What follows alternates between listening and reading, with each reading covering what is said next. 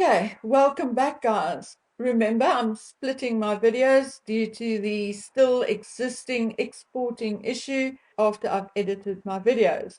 But I'm going to try and follow the videos up one after the other fairly quickly so that we don't lose any tidbits and details in the process.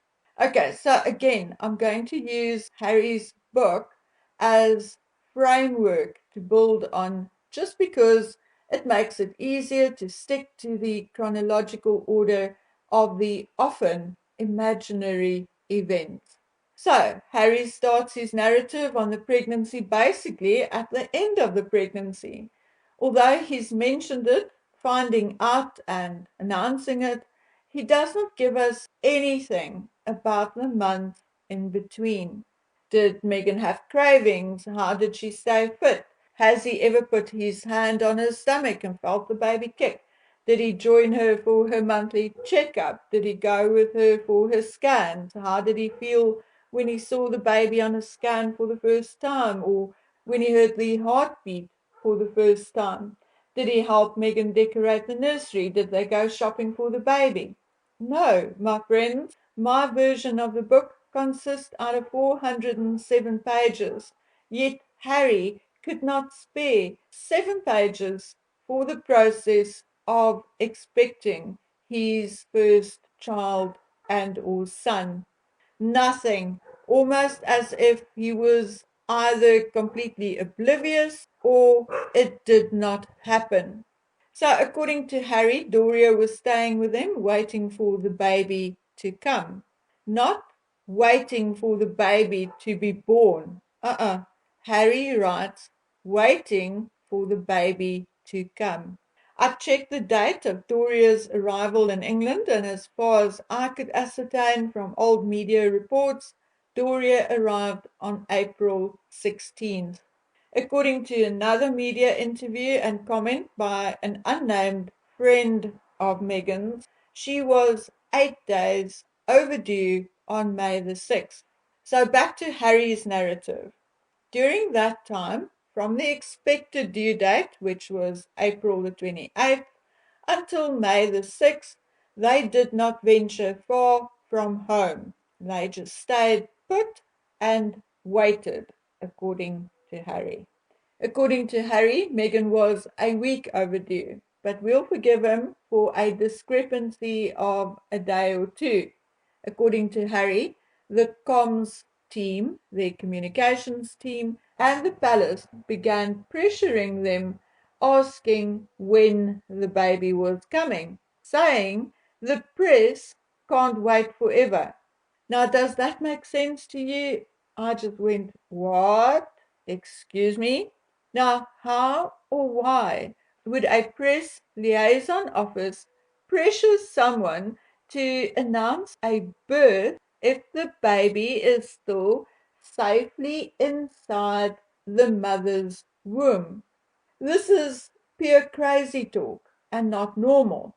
But I can tell you why I believe the communications department started pressuring them to announce the birth.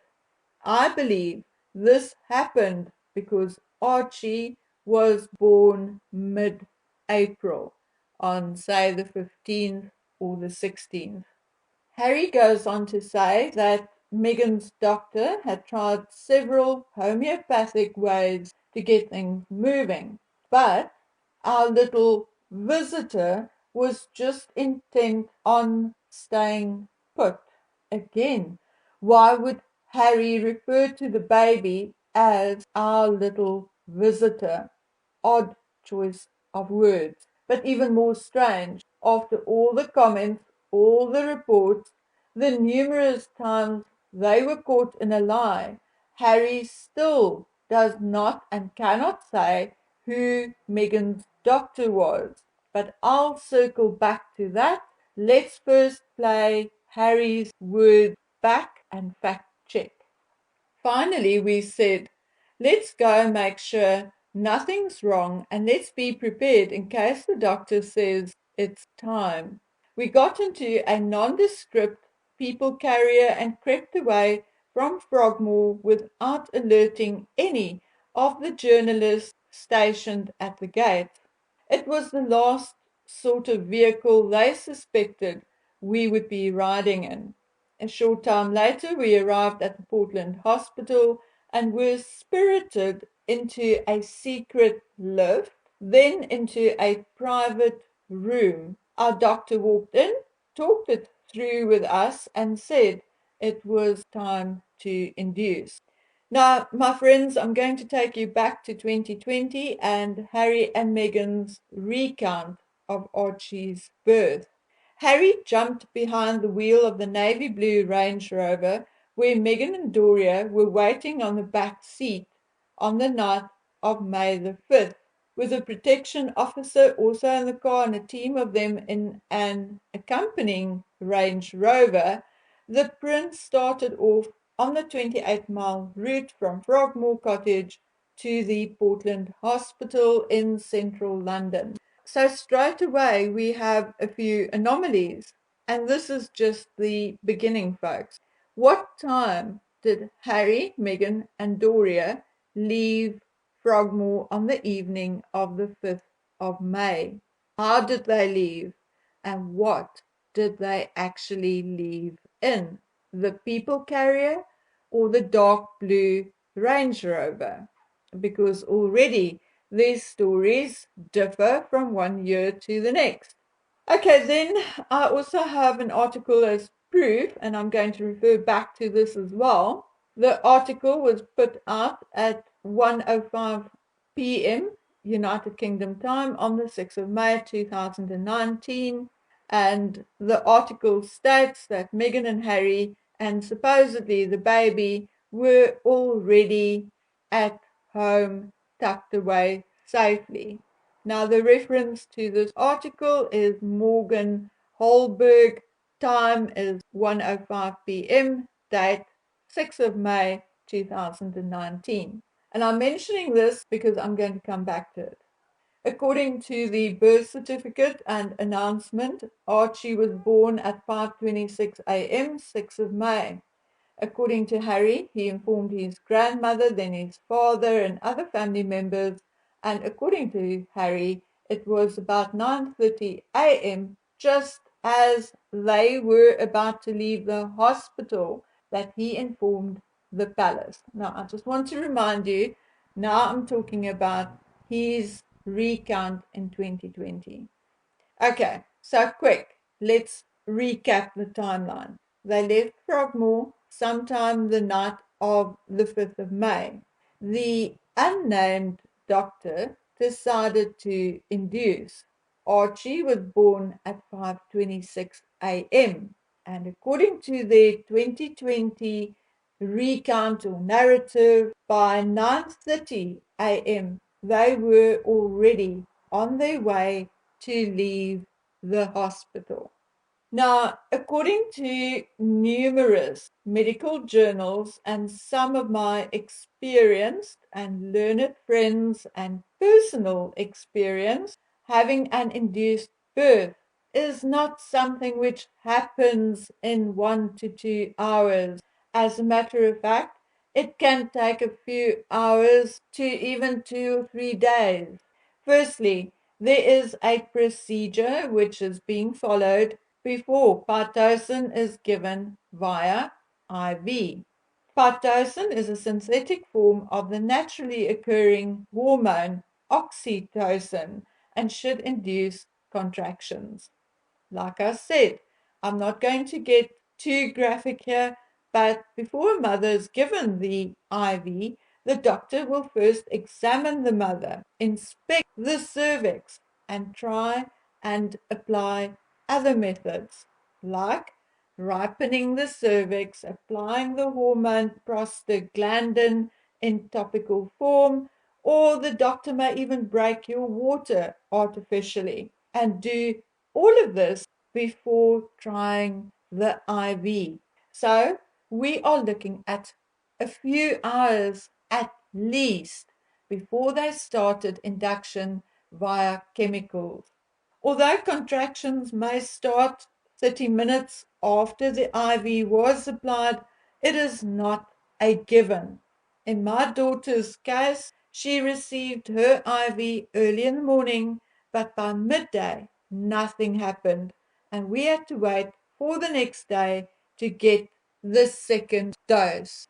Very importantly, this staff will monitor the number of contractions and the baby's heart rate throughout the induction process.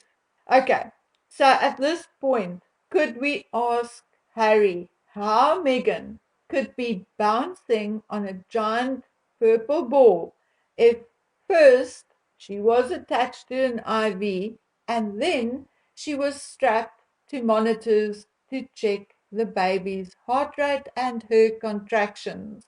My friends, not happening. Harry says his bodyguards brought Nando's. Now, why would they have brought Nando's if by the time they left Frogmore, Megan was not even in labor yet? Then he says he used all the laughing gas, but that is neither here nor there. Instead, close your eyes and listen to the clock ticking. They arrived at night time, transported to a private room through a secret elevator. Tick tock, tick tock. Doctor does a cursory examination. They discuss and decide to induce. Tick tock, tick tock. Now starts the initial process. Tick tock, tick tock. 1 hour, 2 hours, three. Okay, let's apply the IV. Tick tock, tick tock. Then contractions finally quicken. Megan gets into a bath. Harry plants electrical candles, his mom's picture, and plays music. Tick tock, tick tock. In Harry's own words, time passed, hour melted into hour. Tick tock, tick tock. Minimal dilation.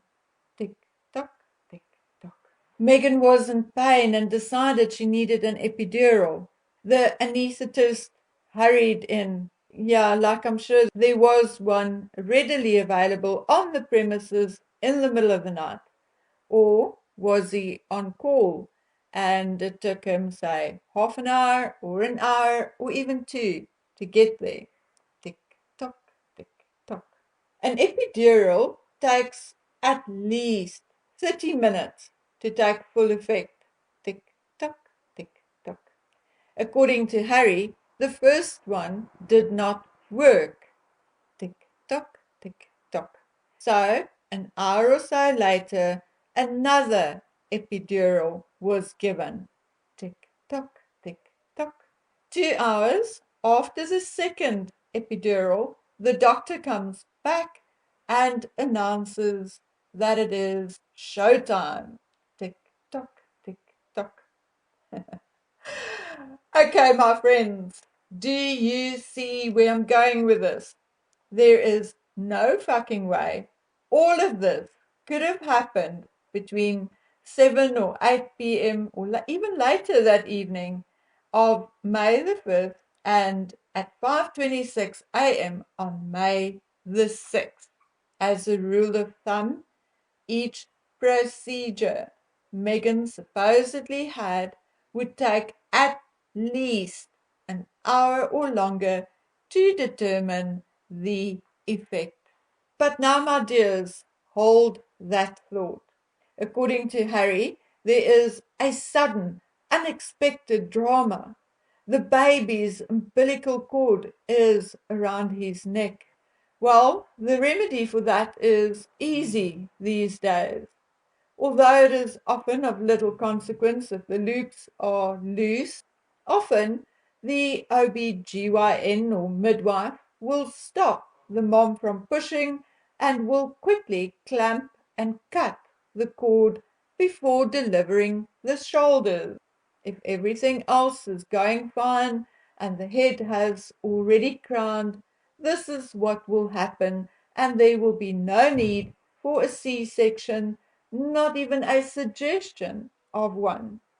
So I have no idea what Harry is talking about, and I have a feeling neither does he.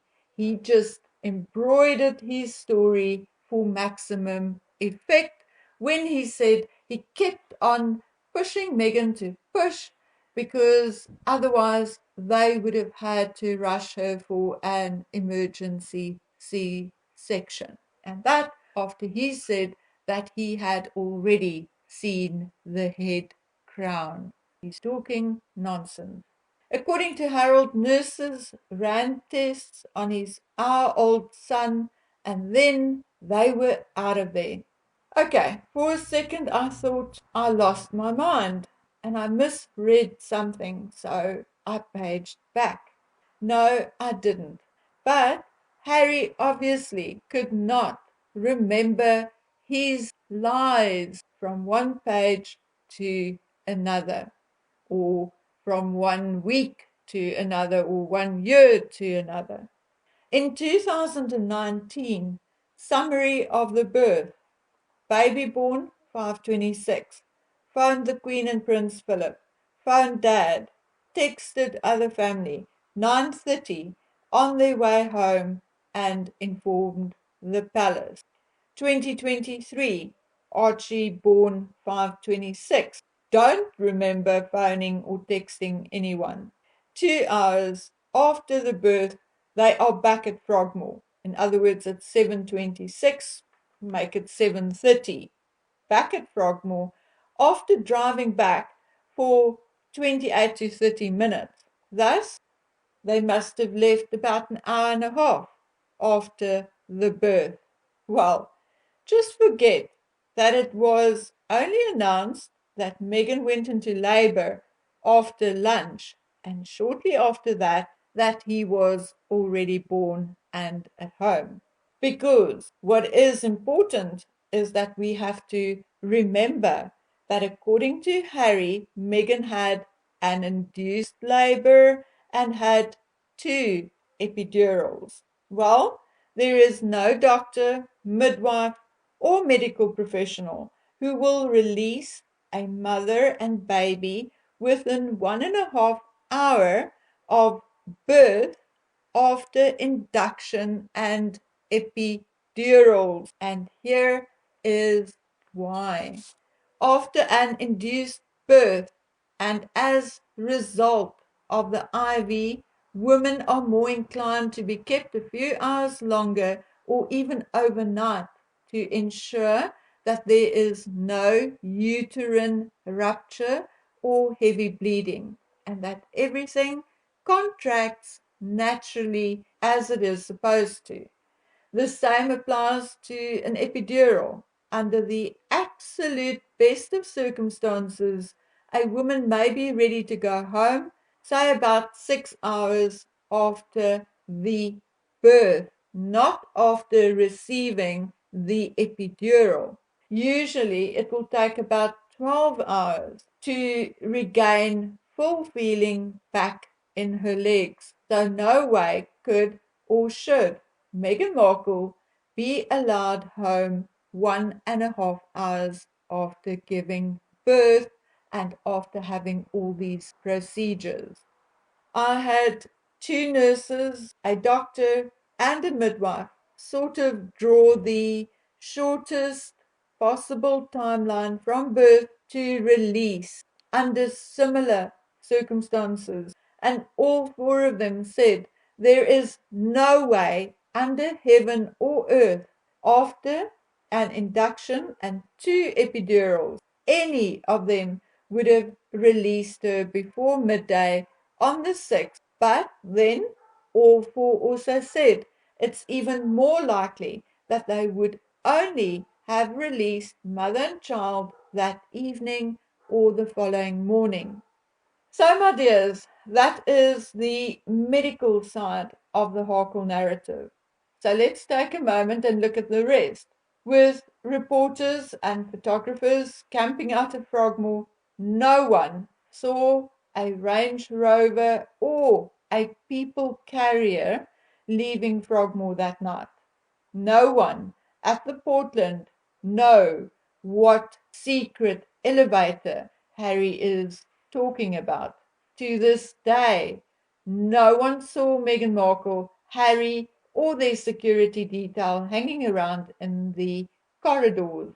To date, no one knows who the OBGYN was. It was not Dr. Penelope Law, nor was it Dr. Gowrie Motha, both of whom the Sussexes themselves named as the doctor who delivered Archie. Dr. Law was on holiday and out of the country. And I'm not basing that just on her husband's tweet.